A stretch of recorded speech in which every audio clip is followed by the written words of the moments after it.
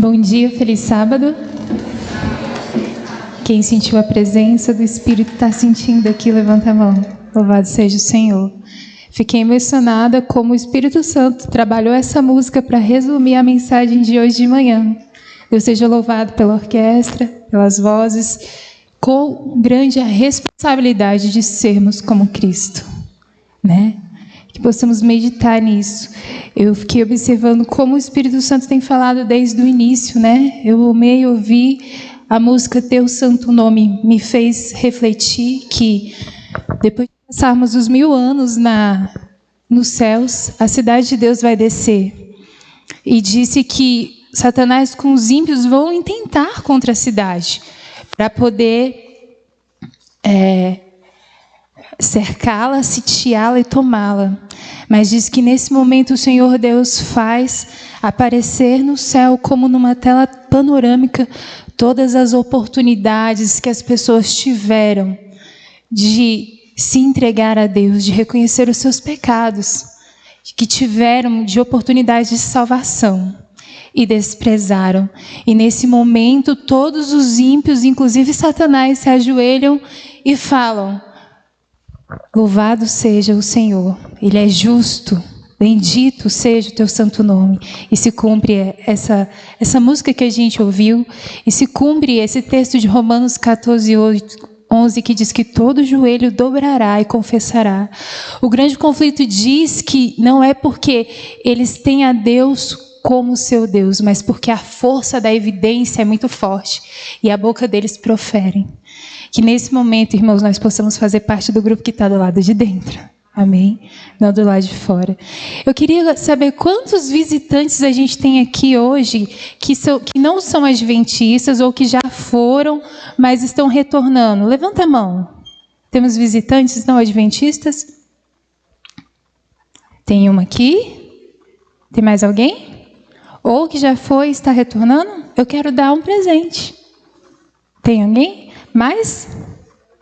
Não? Tem? Então vem aqui. Vem aqui. Vem aqui. Eu quero dar para você o grande conflito. Que Deus abençoe a sua leitura desse livro, que ela transforma cada vez mais a sua vida. Viu? Deus abençoe. Como é que é o seu nome? Priscila?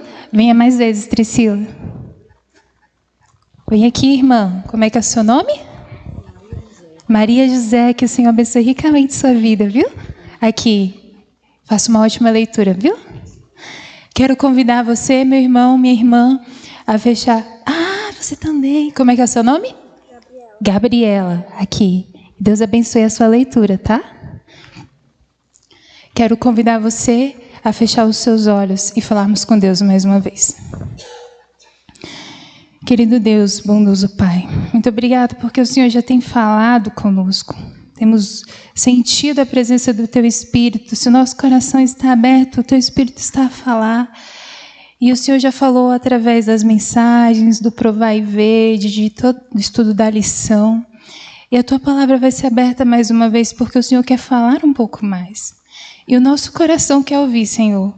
Que as nossas imperfeições, que a minha imperfeição, Senhor, não atrapalhe que a mensagem chegue, Senhor. Que a imperfeição de cada um que está aqui não venha atrapalhar, mas que Teu Espírito Santo, Pai, ilumine as nossas mentes para que a gente possa compreender. Em nome de Jesus. Amém. Muito bem. O título da mensagem de hoje é Vestes de Luz. Essa mensagem, são duas mensagens, tá? Se quiserem me convidar para eu pregar a próxima, vai ficar, deixa, tá? A primeira é Vestes de Luz, e a segunda, que se em outra oportunidade vocês me chamarem, é As Minhas Vestes e Não as Tuas, tá? Então, vamos observar aqui esse PowerPoint para ver algumas imagens.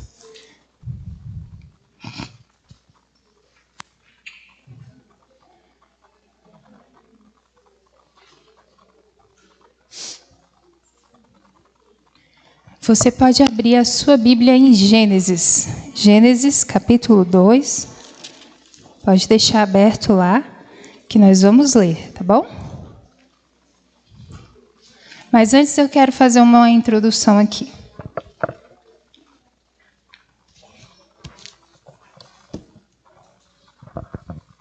Muito bem, vestes de luz.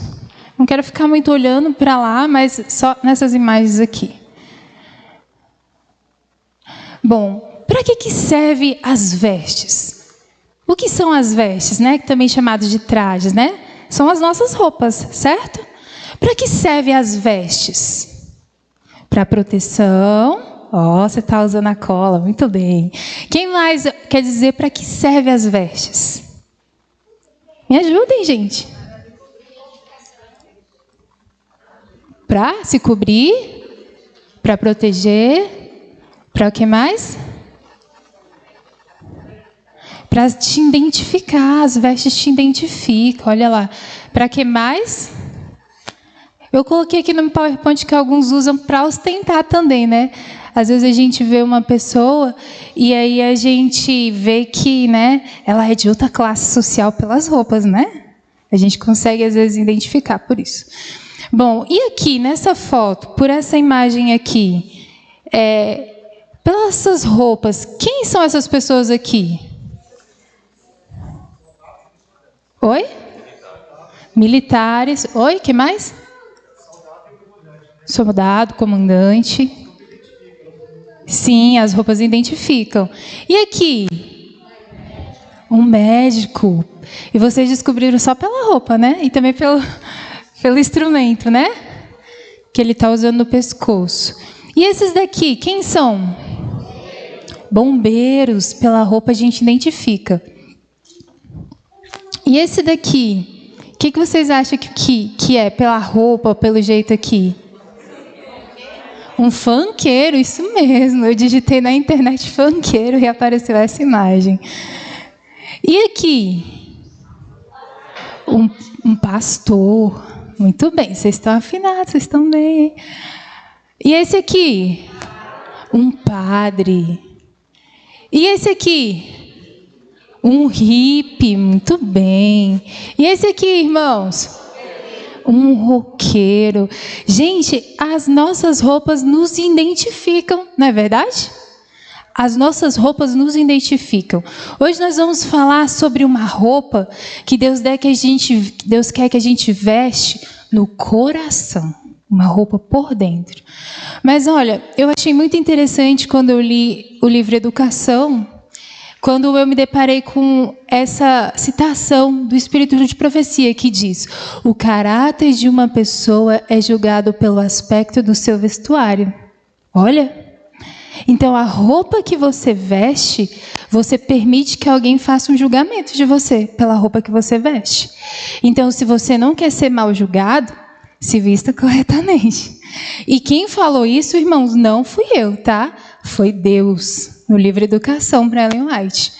E isso é tão verdade, irmãos, que quando a gente está sozinho numa parada à noite e aparece um cara com short bem folgado, um colazão, um boné de abarreta, você fica aí, segura ou insegura? Me fala. Inseguro, porque você julga quem ele pode ser pela roupa dele, não é verdade? Mas que ele seja uma pessoa boa, ele só curte aquele estilo de roupa, mas você julga, não julga? Muito bem. Um dia desses eu estava entregando alguns livros e aí um senhor no banco olhou para mim e falou assim: você pode me ajudar a fazer um depósito? Eu falei: mas eu não trabalho aqui no banco. Mas a mulher do banco não está. Você pode me ajudar? Eu falei: mas o senhor confia que eu te ajudo? Né? Ele falou: não, eu confio. E aí eu fiquei pensando: por que será que ele confiou em mim? Talvez foi pelas minhas roupas. Porque ele olhou para mim e falou: essa daí tem cara de crente, né? Então, irmãos, quando Deus fez o homem, aí agora eu vou pedir para você me ajudar passando aí, que eu vou olhar aqui no meu, para eu ficar olhando para a igreja, tá? Vou olhar aqui no meu script. Quando Deus fez o homem, ele fez uma vestimenta para o homem. Vamos ler? Qual foi a vestimenta de Deus para o homem? Gênesis 2, o verso 25.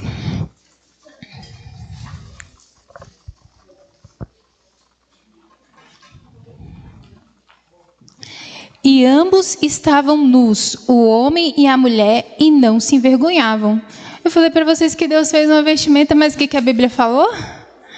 Que ambos estavam nus, e eles não se envergonhavam. O microscópio de Deus, o Eventos Finais, tem uma citação que diz o seguinte: depois da sua transgressão, Adão e Eva estavam nus, pois a vestimenta de luz e proteção se apartara deles. Então, o homem tinha uma veste, mas era uma veste de luz. Era uma veste de luz. Era a glória do Senhor sobre eles. Quando a gente lê Gênesis 1, 27, diz o seguinte: façamos o homem à sua imagem, façamos o homem à nossa imagem, conforme a nossa semelhança. Né? Então, Deus fez o homem conforme Ele mesmo. Deus fez o homem à sua imagem. E vestiu o homem de luz, de glória. A mesma luz e a mesma glória que Deus, Ele também possui. Só que, com o pecado, o homem conseguiu identificar que ele estava nu. Veja, antes ele não conseguia identificar que ele estava nu, mas depois do pecado ele conseguiu identificar que ele estava nu. E quando a gente lê Gênesis 3:7, diz bem assim, ó: então foram abertos os olhos de ambos e conheceram que estavam nus, e coseram folhas de figueira e fizeram para si aventais. Veja, quando o homem desobedeceu a Deus, quando o homem pecou, agora ele sentia que ele estava nu. Ele já estava nu antes, a Bíblia fala, mas ele era vestido da glória de Deus. Essa era o manto de proteção. Só que esse manto se perdeu quando o homem pecou. Olha o que diz a meditação Vidas que Falam. Diz assim: Adão e Eva comeram ambos do fruto e obtiveram um conhecimento que, tivessem obedecido a Deus, jamais teriam adquirido: a experiência na desobediência e deslealdade a Deus. O conhecimento de que estavam nus. As vestes da inocência, o revestimento vindo de Deus, o qual os envolvia, desapareceu no momento que eles pecaram. E eles preencheram o lugar dessa roupagem celestial, costurando para si folhas de figueiras que ajuntaram para fazer aventais. Essa é a vestimenta que os transgressores da lei de Deus têm usado desde os dias da desobediência de Adão e Eva. As folhas de figueira representam a roupagem usada para ocultar a desobediência, mas a nudez do pecado não é encoberta. Então veja, aqui nós temos uma ilustração. O homem foi feito à imagem de Deus, ele estava vestido de vestes de luz, mas no momento em que ele pecou, o que aconteceu? Essas vestes de luz, elas desapareceram. E eles escolheram para si vestes de figueiras e se vestiram. Por que eles se vestiram assim? Porque eles se sentiam desprotegidos. Só que as vestes de figueiras, irmãos, o que acontece com uma folha depois que você tira ela da árvore?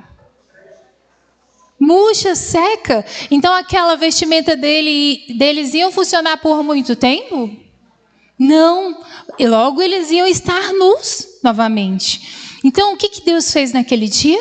Deus matou um cordeiro, símbolo do próprio Jesus Cristo, que morreria pela humanidade, e vestiu o homem com a pele do cordeiro. Então, eu quero que vocês entendam que no momento que nós pecamos, nós ficamos destituídos do caráter de Deus. E Jesus Cristo, ao morrer na cruz por nós, Ele deseja nos devolver o caráter de Deus. Ele deseja nos vestir com a pele do Cordeiro, com Ele mesmo. De forma que quando Deus olhar para nós, Ele não veja nós, mas Ele veja o próprio Jesus. Mas vamos continuar entendendo um pouco mais sobre isso, alguns textos para nos dar clareza. Vidas que Falam, em Mensagens Escolhidas, volume 1, diz assim: a clara e perfeita luz que até aí os tinham circundado, tinha iluminado todas as coisas que se aproximavam. Mas, privados dessa luz celeste, a posteridade de Adão não pôde por mais tempo reconhecer o caráter de Deus em suas obras elevadas.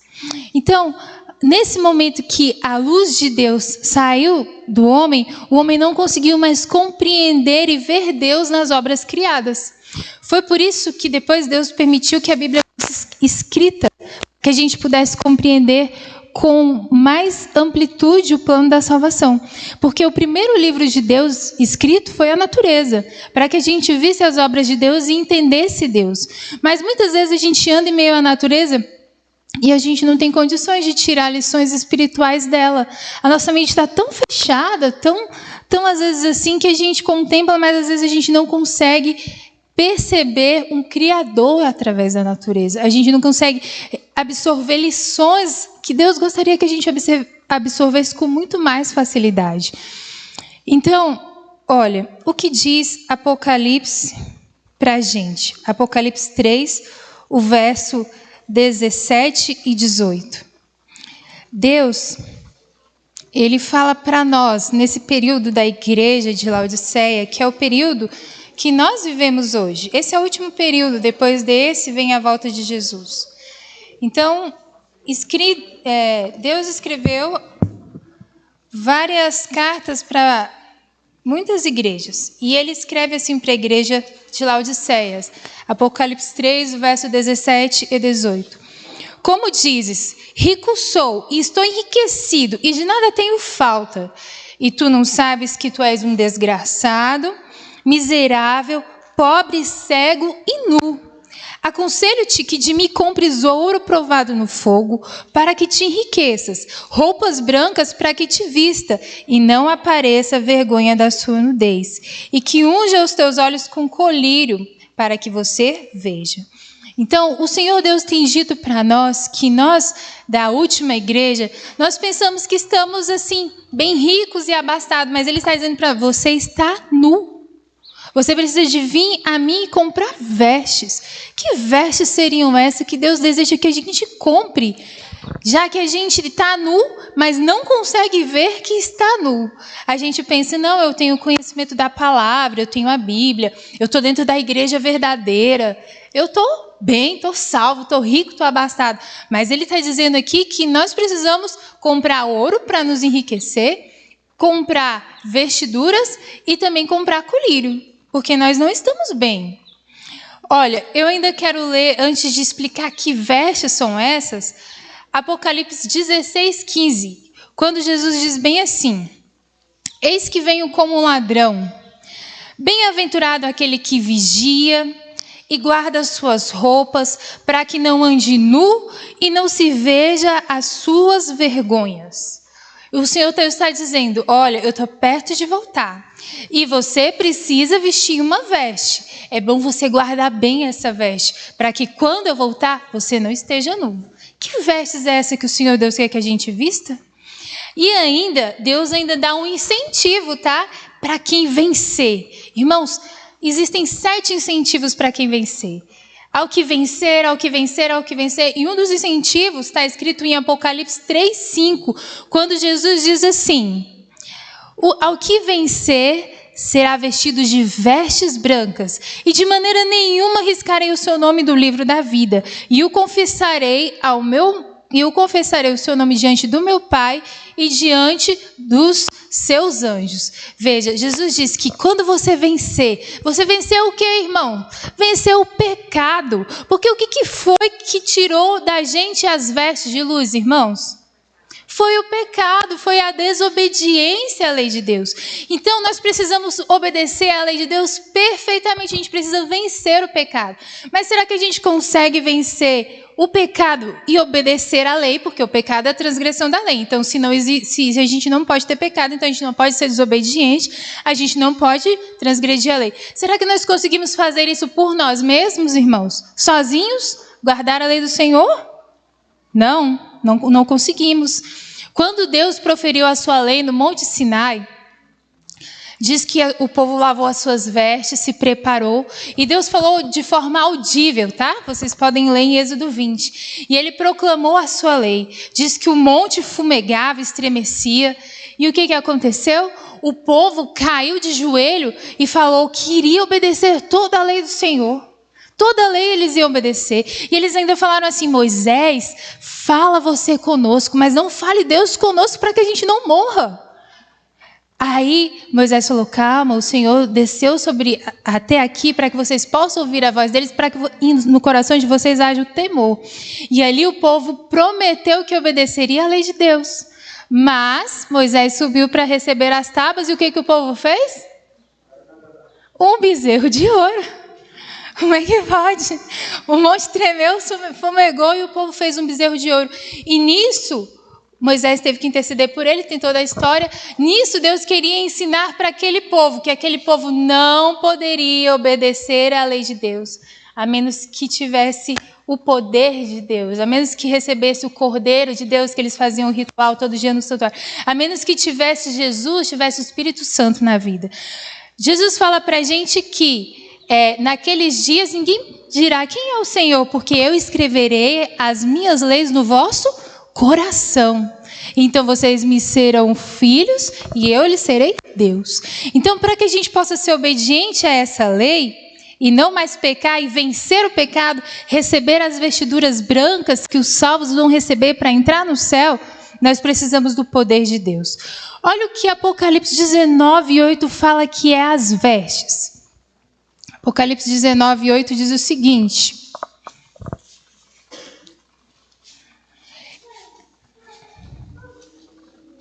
e lhe foi dado que se vestisse de linho fino, puro e resplandecente, porque o linho fino são as justiças dos santos. Veja, aqui diz que o linho fino é a justiça dos santos.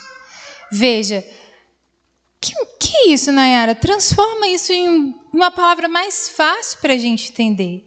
Até porque Romanos 3:10 diz o seguinte: como está escrito, não há um justo, nem um justo sequer. E Romanos 3:23 e 24 diz assim: porque todos pecaram e estão destituídos da glória de Deus. Mas Romanos 24 diz assim: sendo justificados gratuitamente pela graça, pela redenção que há em Jesus. Então, em nós não há justiça. O nosso merecimento, o salário do pecado é a morte. Mas as vestes de Deus, as vestes que Ele quer nos vestir é a justiça de Cristo.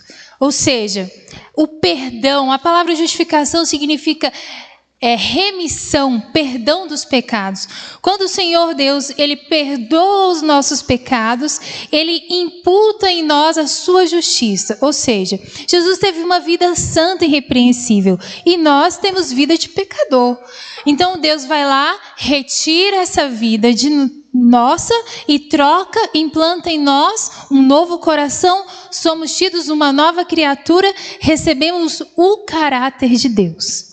Para que a gente possa compreender mais sobre receber o caráter de Deus, o verso de Romanos 3:23 diz que todos estão destituídos da glória de Deus. Quando, até há pouco tempo, acho que até ano passado, retrasado, eu tinha o seguinte entendimento quando as pessoas falavam a glória de Deus, o resplendor, o brilho de Deus. Essa era a significação para a minha mente. Mas o Senhor Deus ampliou esse conceito no meu coração e me mostrou que a glória de Deus é muito além disso.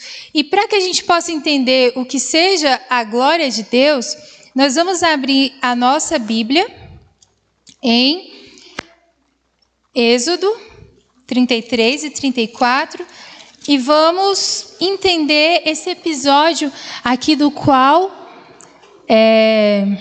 Moisés estava falando com o Senhor. Moisés tinha intimidade com Deus. Ele falava com Deus assim, o que ia no coração dele. Isso é uma coisa que Deus também deseja que nós tenhamos, irmãos, intimidade com o Senhor. Senhor, olha, eu falo para o Senhor, Senhor, eu sou tão miserável.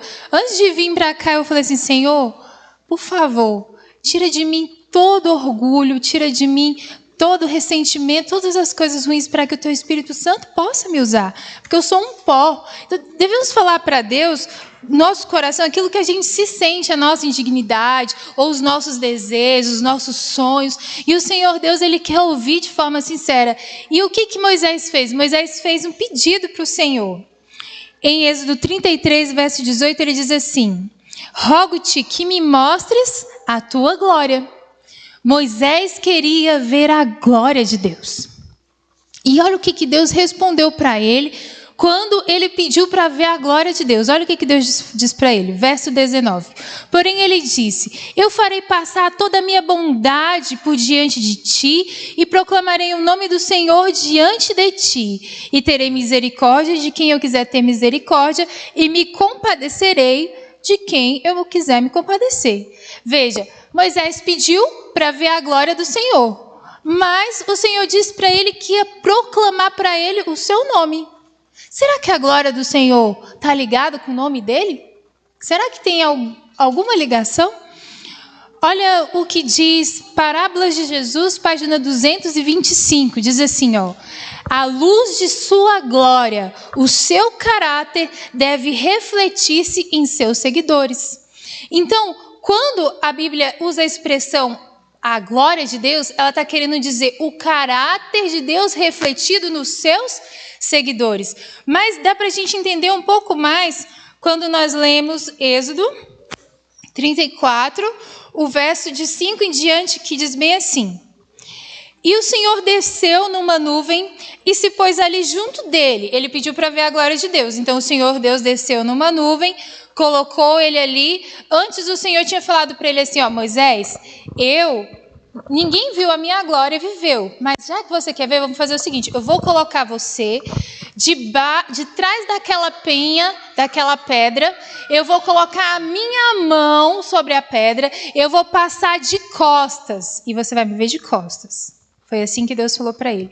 Mas o verso 34 o verso 4 do capítulo 34 dá mais detalhes, dizendo que e o Senhor desceu numa nuvem e se pôs junto a ele e proclamou o seu nome. Veja, ele pediu para ver a glória e Deus proclamou o seu nome. E disse assim, passando, pois, o Senhor perante ele, clamou, ó Senhor, Deus misericordioso e piedoso, tardio em irar-se, grande em beneficência e verdade, que guarda a beneficência a milhares, que perdoa a iniquidade, a transgressão e o pecado, e que ao culpado não tem por inocente, que visita a iniquidade dos pais sobre os filhos, até a 3ª e 4ª geração. Veja, quando o Senhor mostrou a sua glória para Moisés, o Senhor proclamou o seu nome. O Senhor proclamou os atributos do seu caráter. E Moisés, quando viu aquilo, Moisés exclamou dizendo, ó Senhor Deus, o Senhor é longânimo. Nossa, como o Senhor é paciente, como que o Senhor perdoa a iniquidade, como que o Senhor é justo, o Senhor retribui a cada um como merece. Como que o Senhor... E aí ele começou a falar dos atributos de Deus. Então, aqui nos mostra que a glória de Deus, os atributos de Deus estão juntos. Para o povo israelita no passado, o nome tinha a ver com caráter, né? Os judeus têm muito isso. Eu também escolhi meus filhos pensando no significado dos nomes, né? Por exemplo, a minha filha chama-se Ana e significa agraciada por Deus. E Lilian, que significa lírio pureza. O meu filho se chama Emanuel. E quando Deus colocou no meu coração que eu permitisse ser mãe de novo, porque eu não queria, né? Eu fiquei um pouco de trauma do primeiro filho, muito nova, 20 anos, difícil para cuidar de menino muito novo. O Senhor falou, não, eu quero te dar um filho. E esse filho você vai sentir a minha presença na sua vida, mais forte do que você sente. E aí eu coloquei o nome dele de Emanuel, que significa Deus conosco. Jacó, ele tinha um nome. E o nome dele representava ou não o caráter dele? O que vocês acham? Hã? Sim, por quê? Porque Jacó significa enganador. E ele enganou. Então, depois Deus trocou o nome dele para Israel, que significa aquele que luta com Deus e vence, né? E ele venceu esse defeito dele no caráter dele, né? Então, nós podemos ver que depois que Moisés ele passou tempo com Deus, que ele conheceu o caráter de Deus, algo mudou em Moisés. Vamos ler o verso 29, que fala o que aconteceu com Moisés. Êxodo 34, verso 29. E aconteceu que, descendo Moisés do monte Sinai, as 2 tábuas dos testemunhos estavam nas mãos de Moisés. E sim, quando desceu do monte, Moisés não sabia que a pele do seu rosto resplandecia depois que ele falara com Deus. A pele do rosto de Moisés resplandecia. Via-se em Moisés o caráter de Deus. Por quê?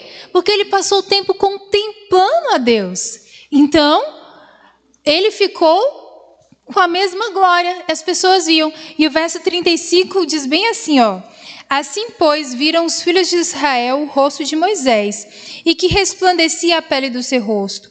E tomava Moisés a pôr o véu no rosto, até entrar para falar com eles. Então, a face de Moisés brilhava tanto que os versos anteriores diz que ele teve que usar um véu, porque as pessoas não conseguiam olhar para o rosto dele, porque a face dele brilhava.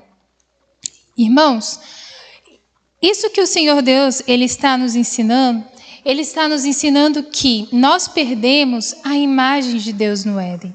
Nós perdemos as vestes de luz, mas Deus quer nos devolver essas vestes. E essas vestes que é a glória de Deus, é o seu caráter em nós, é a justiça de Cristo em nós, é a vida de Cristo em nós. A nossa não serve.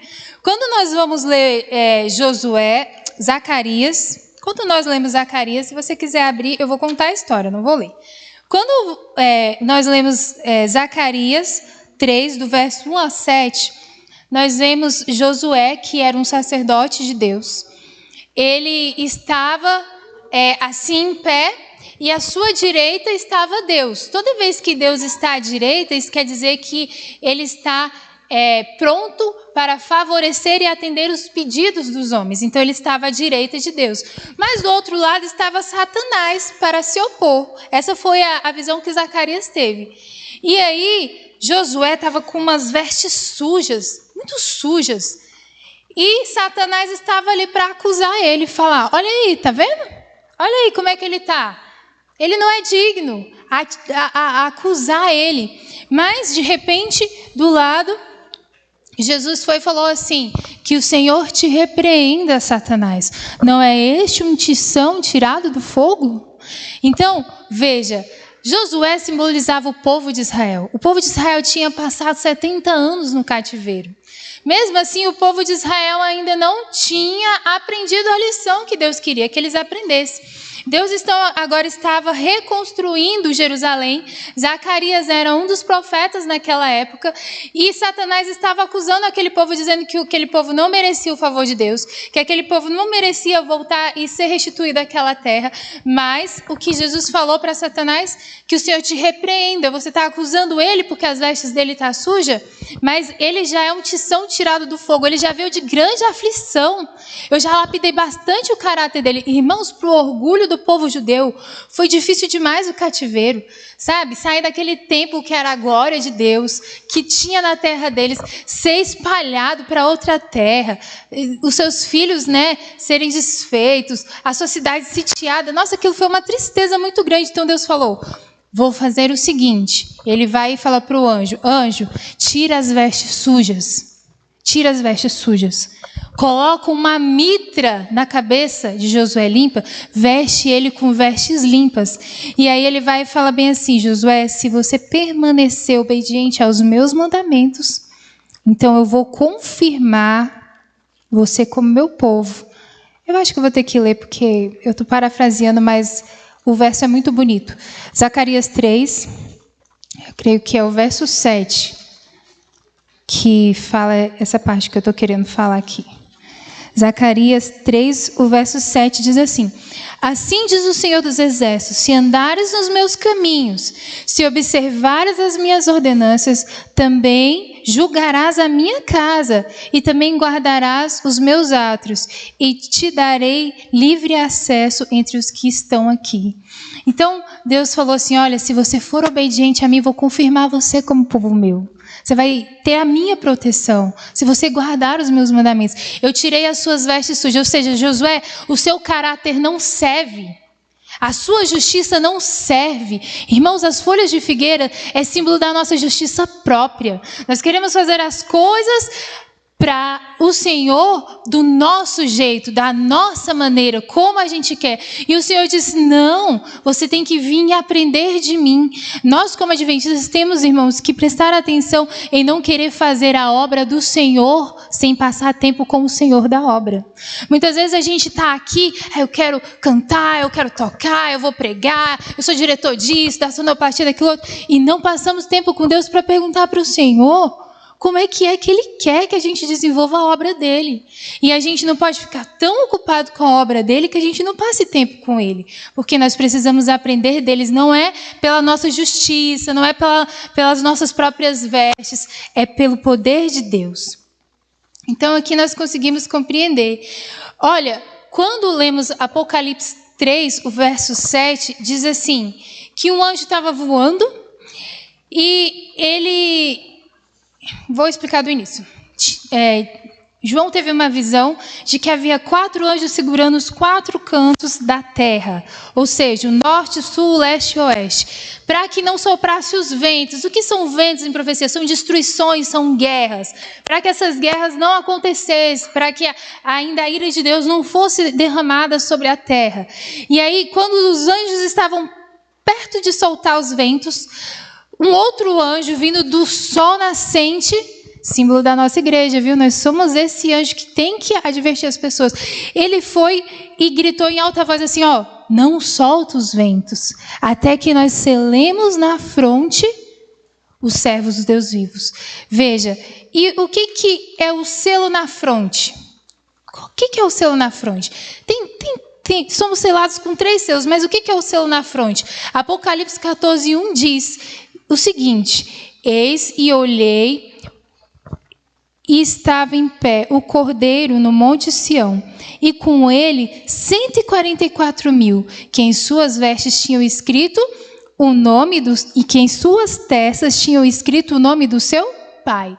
Veja, os servos de Deus foram selados na testa. E aqui João tem uma outra visão de que aqueles que estavam salvos, 144.000, eles tinham o nome de Deus escrito em suas testas. Irmãos, então, que selo é esse que Deus colocou sobre o seu povo? Colocou o seu próprio caráter. Na testa do seu povo estava escrito o nome de Deus. Você entendeu? Veja, vou só explicar para não ficar confuso, porque nós também ensinamos sobre o sábado, né? O selo de Deus também é o sábado. Na Bíblia temos 3 selos. Em Efésios, acho que 2, fala que nós somos selados com o Espírito Santo no momento que somos batizados. Somos selados com a lei de Deus em nosso coração. Isaías 8,16 diz, resguarda a lei e sela ela, escreve ela no coração dos meus escolhidos. Então, o sábado é o selo de Deus também. Né? Ele que fala os 3 atributos, né, que um selo tem. E também somos selados com o caráter de Deus em nossa fronte. Então, irmãos, o que as meninas cantaram aqui é o que Deus mais deseja que nós tenhamos. Deus não nos salvou para somente, não morreu na cruz para somente perdoar os nossos pecados, irmãos. Ele morreu na cruz para nos devolver o caráter de Cristo. E às vezes quando eu paro para pensar nisso, eu fico pensando, meu Deus, que grande responsabilidade representar o Senhor onde eu vou. Em tudo que eu faço, em tudo que eu falo. Eu digo para o Senhor, Senhor, que grande responsabilidade imprimir no caráter dos meus filhos o teu caráter, né? O livro Orientação diz que as mães, muitas vezes, elas não têm assim, o reconhecimento, né, que o mundo dá, como dá aos pais que estão lá, são promovidos no trabalho, recebem financeiramente. Mas lá diz que a mãe, ela não tem que, como um pintor, desenhar e pintar na tela o retrato de alguém, ou como escultor, esculpir a imagem de uma pessoa, mas ela tem que gravar no coração dos filhos o caráter de Deus. Eu fico pensando, Senhor, como se eu ainda não vejo que eu tenho? Como é que eu vou gravar no coração dos meus filhos o teu caráter? Só que Deus, ele é lindo, ele é muito bonito, porque ele fala assim, enquanto você educa esse pequeno, eu te educo. Enquanto você explica para ele o caminho do Senhor, mostra para ele, você vai vendo que você não está andando tão bem, então você precisa ser corrigido. E assim o Senhor educa 2 de uma forma só. E ainda te ajuda muito mais a receber o caráter de Cristo, porque eu não sei vocês como mãe, mas eu fico extremamente triste quando eu vejo os meus defeitos de caráter se repercutindo nos meus filhos. Me dá uma tristeza, eu falo assim, Senhor, porque eu não consegui corrigir isso antes. A menina está impaciente, retrato meu, né? Está irritadiço, o retrato meu. Eu não queria ter passado essa imagem, eu não queria ter. Então o Senhor fala, vamos quebrar o ciclo da sabotagem, né? Porque a gente contempla os pais, aí os pais contemplam os filhos e aí vai indo. Vamos quebrar pelo poder do Espírito Santo. O desejado de todas as nações diz que Quando Jesus morreu por nós, ele nos deu poder, irmãos, não só para ser livres do pecado. Ele não livra só o bêbado, tá? O que fuma, como nós vimos no Provai e Vede. Ele livra você do seu egoísmo, ele livra você da sua impaciência. Deus, ele livra a gente dos pecados do coração, que os outros não veem. Que a gente pensa que é bom, mas a gente sabe dentro de nós quem a gente realmente é. Que no nosso coração a gente não tem o caráter de Cristo. Deus livra a gente das nossas tendências herdadas e cultivadas para o mal. O que é tendência, irmãos? Olha aqui está o livro, tá vendo? Esse aqui é o livro. Aí ele está tendendo aí para esse lado, ó. Mas ele caiu? Não. Ele só está tendendo, ele pode voltar. Ele caiu totalmente? Não. Nós temos em nós uma tendência pecaminosa, mas nós não vivemos no pecado. A menos que a gente deixe que os nossos desejos, nossos apetites, nossas paixões nos controle. Aí a gente vai cair. Mas ter a tendência, irmãos, não é estar no pecado. Você entendeu? Então Deus nos deu o poder para a gente vencer as nossas tendências pecaminosas, que às vezes a gente recebeu por herança dos nossos pais, porque eles deram para a gente, quando a gente contemplou, uma educação errada, ou que nós mesmos cultivamos, porque a gente acariciou no nosso coração o pecado. Olha, o ápice do que eu quero dizer para vocês em termos do caráter de Cristo vem nesse momento. Porque eu quero perguntar aqui para vocês, quem tem no coração um forte desejo de morar no céu e ver Jesus voltar, levanta a mão. Eu acho que somos adventistas por isso, né? Adventista significa aquele que espera o advento ou a volta de Jesus. Às vezes, irmão, a correria do dia a dia, as coisas do dia a dia faz a gente perder a vontade pelo céu. Às vezes eu oro pelo Senhor e falo assim: Senhor, não me deixa ficar muito conformada com esse mundo aqui. Senhor, coloque em mim o desejo do céu, da eternidade. Quando a gente vê alguma pessoa morrer, a gente fica triste, porque a gente não foi feito para morrer, né? Então a gente tem aquele desejo pela eternidade. Então, olha aqui, o que o Senhor nos fala sobre ter o seu caráter e o que isso faz ajudar a apressar a volta de Jesus, que é o nosso desejo, não é verdade? Todo mundo está ficando cansado, principalmente depois da pandemia, que as restrições ficou maiores, que as pessoas têm perdido seus entes queridos, têm causado muita dor, famílias têm sido separadas. Eu estava lendo uma reportagem falando um número que eu não me lembro, mas uma grande quantidade de crianças que foram deixadas órfãos por causa do Covid, por causa da pandemia. Que tristeza que está acontecendo no nosso mundo, não é verdade? E o Senhor Deus, ele nos fala o seguinte, em Marcos, ele nos conta uma parábola para nos ilustrar aquilo que ele quer que a gente entenda. Marcos 4, 27 até o 29. Diz o seguinte: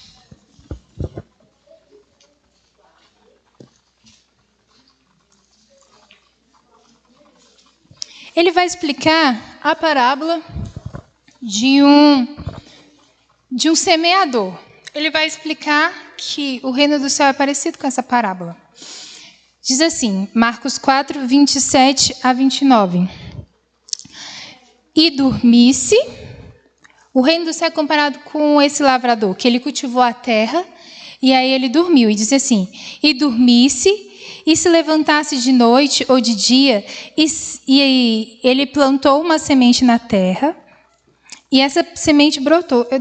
Deixa eu olhar aqui, gente, porque parece que eu deixei um verso sem copiar aqui para o meu script. Alguém quer ler em voz alta para mim? Marcos 4, de 27 a 29. Noite e dia, estando ele dormindo ou acordado, a semente germina e cresce, embora ele não saiba como. A terra por si própria produz o grão, primeiro o taro, depois a espiga, e então o grão cheio de espiga. Logo que o grão fica maduro, o homem lhe passa a foice, porque chegou a colheita. Muito bem, então ele explicou que o reino do céu é comparado a um lavrador que plantou uma semente, e essa semente, quando ele não viu como, mas ela germinou. Quando a gente estuda a parábola da semente, a gente entende que a semente é a palavra de Deus implantada no coração. Então ela brotou, ela germinou. E aqui diz que quando essa semente ela vai crescendo, primeiro vem a erva, bem fininha, pequenininha. Depois ela cresce, vem a espiga. E depois, por último, o grão cheio na espiga. E aqui diz que quando o grão está cheio, a pessoa vai lá, mete a foice e ceifa, porque chegou a hora. Vocês sabem que meter a foice e cegar é uma expressão do qual Deus ele quer dizer que no fim do mundo, que é considerado a ceifa, o Senhor Deus vai fazer a colheita, ou seja, vai separar o joio do trigo, vai separar os justos dos ímpios. Então, mas o Senhor, ele só faz isso quando a espiga está cheia e quando o fruto está maduro. Olha, se você for um lavrador, ou se você... Alguém já plantou alguma coisa aqui? Milho, sei lá, banana, feijão, alguma coisa que dá fruto, tá? Já? Então, antes de ficar maduro, você colhe? Por quê? Porque se você colher, não vai prestar. E se não prestar e você colher antes, o seu trabalho vai ser sido em vão, não é verdade? Vai ter sido um trabalho inútil. Deus é comparado ao lavrador dessa história. Ele não colhe o fruto antes que o fruto esteja maduro. E aqui diz em Tiago 5:7, complementando essa passagem, dizendo assim, irmãos, sede, pois, pacientes até a vinda do Senhor. E ele vai e diz, eis que o lavrador, ele espera o precioso fruto, aguardando com paciência, até que ele receba a chuva temporã e a serôdia. Então ele está querendo dizer o seguinte, irmãos, seja paciente até que o fruto amadureça. Para o fruto ele crescer, ele precisa da chuva temporã, para ele germinar, para ele brotar. Mas para a espiga encher de grãos e ficar aquele milho bem gostoso. Vocês já pegaram um milho que é bem mirradinho, assim, quase não tem coisa assim para comer? Vocês já pegaram? Já? Então, aquele lá não foi colhido na época certa. Agora, aquele milho com as sementes bem grossas, assim, bem forte, ele esperou o momento certo para amadurecer, não é verdade? Então, o Senhor Deus está falando, seja paciente, espere. Então, se a chuva forte, que é a chuva serôdia, ela joga em cima do grãozinho, ela mata o grão. Eu plantei alface esses dias lá em casa e ficaram horríveis, porque veio chuva de pedra, deu uma chuva de pedra na ponte alta, desse tamanho as pedras. Meu alface ficou feio, porque ele não podia receber aquela chuva. Mas, quando o grão está crescido, quando a espiga está grande, que ela precisa de encher, ele precisa dessa chuva, porque senão o grão não enche. Entende? E isso faz uma comparação ao Espírito Santo também, que nós precisamos receber ele todos os dias, como a chuva temporã, mas que nós receberemos ele com poder para dar o alto clamor, como chuva serôdia. Então, aqui o Senhor Deus está dizendo assim, que nós precisamos esperar com paciência até que o fruto está maduro. Que comparação quer dizer Deus quando ele diz que quando o fruto estiver maduro, ele vai vir ceifar? Veja, os ceifeiros que vão vir ceifar, na parábola do joio e do trigo, são os anjos. E diz que a colheita é o fim do tempo, é o fim do mundo. Quando Deus ele vai voltar e vai recolher os seus. Então, veja, quando está maduro, então Jesus volta. Então a gente entende isso. Olha, quando o grão está maduro, Jesus volta e separa o trigo do joio. Ele faz a separação. Olha o que diz Apocalipse 14, o verso 14 até o 16. Olha o que diz. Apocalipse 14, do 14 até o 16. Olha, esse daqui é um símbolo da volta de Jesus, tá? Foi uma visão que João teve, que diz assim, eis que olhei, e em uma nuvem branca estava sentado sobre ela o Filho do Homem. Quem é o Filho do Homem? Que tinha sobre a sua cabeça uma coroa de ouro e na sua mão uma foice aguda. Irmãos, para que serve a foice? Para ceifar, para colher. E outro anjo saiu do templo e clamou em grande voz ao que estava sentado sobre as nuvens. Quem estava sentado sobre as nuvens? Jesus. E disse: lança a foice e cega. A hora da cega te é vinda, porque já está madura a seara da terra.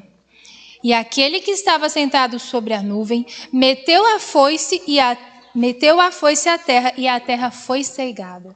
Então, quando Jesus está voltando, um anjo diz para ele: mete a foice, o grão está maduro, você pode colher.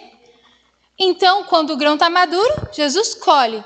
Agora, eu vou explicar para vocês o que Deus mostrou para Ellen White, que é o significado de todos esses símbolos aqui que ele quis comparar. Até porque hoje nós não somos agricultores, mas quem recebeu primeiramente essa mensagem entendia muito bem de todos esses símbolos aqui. Olha o que diz Parábolas de Jesus. Primeiro, a página 67. Cristo procura reproduzir-se no coração dos homens e faz isso por intermédio daqueles que nele creem. O objetivo da vida cristã é a frutificação. O que é a frutificação? Aqui diz: a reprodução do caráter de Cristo no crente, para que se possa reproduzir em outros. Então, olha o que Deus ele fala. Ele fala assim, olha... o fruto, a frutificação, o fruto está maduro, é você refletir a minha imagem, é você ter o meu caráter. Isso é a frutificação. Então, ele espera que o seu caráter seja reproduzido em mim, para que outras pessoas possam ver Jesus através de mim e também recebam o caráter de Cristo. Então, quando Jesus ele vem, ele colhe o fruto, irmãos, antes dele estar maduro? Jesus colhe? Não, nós não colhemos que somos seres humanos porque a gente vai estragar todo o nosso esforço que a gente plantou, arou a terra, regou todo dia até crescer. A gente não faz isso. Jesus também, ele diz: eu só volto quando a seara estiver madura. E quando é que a gente tem a frutificação? Quando é que o fruto está maduro? Quando o caráter de Cristo está reproduzido em nós. Olha o que diz Parábolas de Jesus na página 69. Quando já o fruto se mostra, mete-lhe a foice, porque é chegado a ceifa. Marcos 4, 29. Cristo aguarda com fremente desejo a manifestação de si mesmo em sua igreja. Quando o caráter de Cristo se reproduzir perfeitamente em seu povo, então ele virá reclamá-los como seus. Então, irmãos, se nós temos adiado a volta de Jesus, é porque nós não temos procurado ser cristãos. Nós não temos reproduzido o caráter de Cristo. Porque aqui diz que quando a seara da terra está madura, quando Deus vê o caráter dele em mim e em você, ele vem e colhe. Mas ele não faz isso antes. Veja, eu não sei se vocês sabem, mas com a pandemia, as coisas para os acontecimentos finais que a gente espera, né?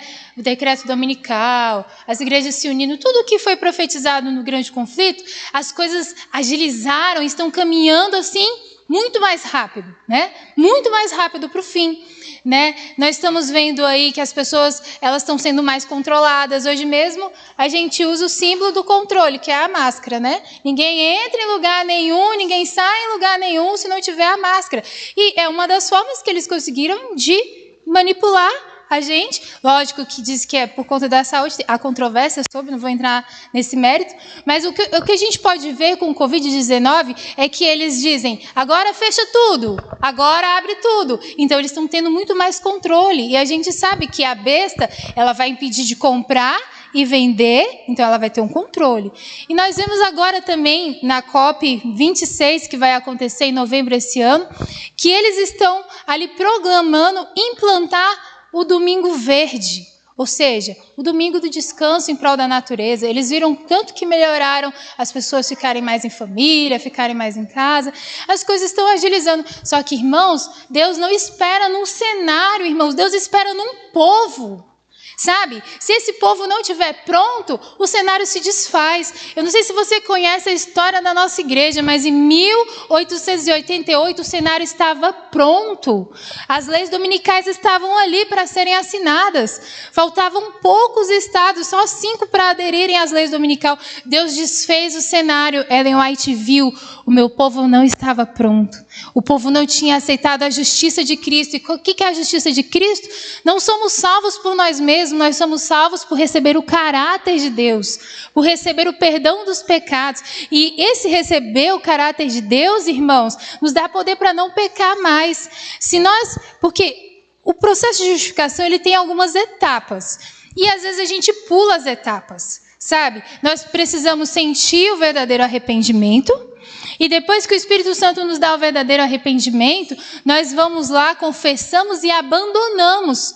Mas a gente fica só na parte de ver que está errado, se entristecer, ir lá pedir perdão, mas a gente não recebe o verdadeiro arrependimento que faz a gente abandonar.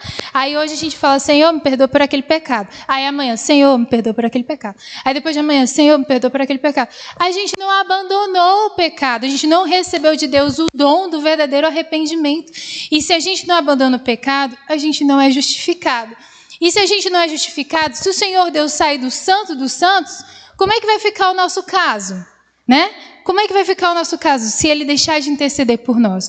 Então, o Senhor Deus, ele nos diz nessa manhã que ele deseja nos dar o seu caráter.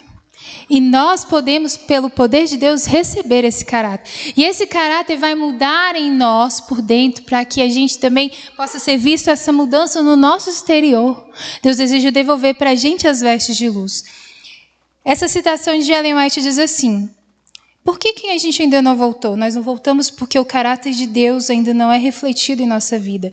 A incredulidade, a mundanidade, a falta de consagração e a contenda entre os irmãos tem nos detido nesse mundo de pecado e de dor por tantos anos. Talvez tenhamos que permanecer muitos anos mais neste mundo por causa da insubordinação, como aconteceu com os filhos de Israel, que tiveram que andar 40 anos no deserto. Por amor de Cristo, seu povo não deve acrescentar pecado a pecado, responsabilizando a Deus pelas consequências do seu procedimento errado. Deus, ele deseja que em nós seja visto a glória de Deus, que se cumpra o que está escrito em 2 Coríntios 3:18, que diz o seguinte, 2 Coríntios 3:18. Mas todos nós, com o rosto descoberto, refletimos como por um espelho a glória de Deus. Somos transformados de glória em glória na mesma imagem pelo Espírito Santo. Amém? Esse é o desejo de Deus nessa manhã. E o Senhor Deus está perguntando a você, Jussiele, se compromete em receber o meu caráter? Você, Neiva, se compromete a receber o meu caráter? Você, Nayara, se compromete a receber o meu caráter? Mas olha, para você receber o meu caráter, o seu eu tem que morrer. Você tem que permitir que eu viva em você. A gente vai trocar. Eu vou tirar as suas vestes de figueira, a sua justiça própria, a sua autojustificação vai sair. O mundanismo tem que sair de você. A incredulidade tem que sair de você. E quando isso acontecer, você permitir que eu entre, porque quando eu entro, isso sai. O meu caráter vai ser refletido em você. E as vestes de luz vai voltar. Que nós possamos permitir, é o meu desejo nessa manhã, que cada um de nós permitamos que Cristo seja visto em nós. Nós vamos ter mais uma mensagem. Não sei qual é, mas eu gostei muito da do início. Se pudesse ser a do início de novo, ia ser muito bom.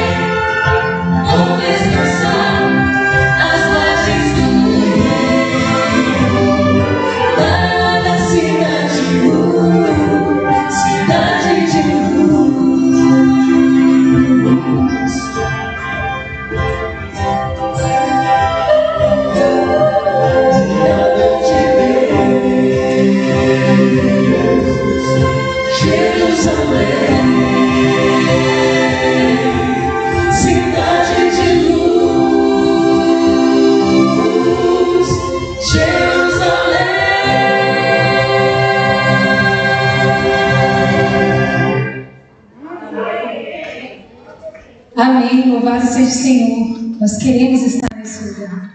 E o Senhor Deus nos deu condições não só de querer estar lá e poder estar lá pelos méritos de Jesus, mas de apressar essa vinda, refletindo o caráter de Deus. E ao que vencer, Jesus disse, será vestido de vestes brancas, de maneira nenhuma riscarei o seu nome do livro da vida, confessarei o seu nome diante do meu Pai e diante dos seus anjos. Se você deseja ter o caráter de Jesus, se levanta, eu quero fazer uma oração por ti.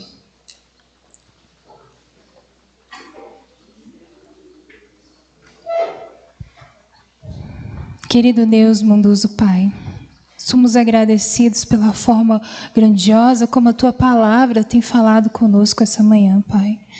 Ó Senhor, o texto diz que o Senhor aguarda com fremente desejo, ou seja, com um desejo incontido de que o Teu caráter possa ser reproduzido em nós, para que o Senhor venha nos buscar, para que o Senhor possa ceifar a seara da terra. Ó Senhor, tenha misericórdia de nós como um povo, Pai. Nos ajude a cada dia a nos esforçarmos para permanecer na Tua presença, nos esforçarmos, Senhor, para subjugar a nossa vontade à Tua, para entregar o controle da nossa vida ao Teu, porque o Senhor diz que aquele que começou essa obra em nós há de completá-la até o dia de Cristo Jesus. E nós cremos que aquele que é poderoso para nos guardar de escorregar e de cair, e de nos apresentar diante da Sua gloriosa presença com vigorosas aclamações de perpétua alegria, como diz Judas 24. A esse Deus nós pedimos encarecidamente, Senhor, temos muito desejo de ser Teus instrumentos e refletir a Tua imagem. Continua, Senhor, a nos ajudar, que a gente possa contemplar de glória em glória ser transformado. Se muitas vezes a gente contemplar e a gente se desviar, cair, nos ajude a nos levantar, contemplar de novo, contemplar e assim, Senhor, ser transformado a Tua imagem. Queremos que o Senhor volte logo, Pai, e damos ao Senhor oportunidade, espaço para trabalhar na nossa vida, a fim de que a gente possa ser tudo aquilo que o Senhor sonhou e que Cristo possa ser visto em nós, em nome de Jesus. Amém. Amém, irmãos, eu desejo a vocês um ótimo sábado na paz do Senhor. Vá com a mensagem do Senhor na sua mente e que o Senhor te acompanhe.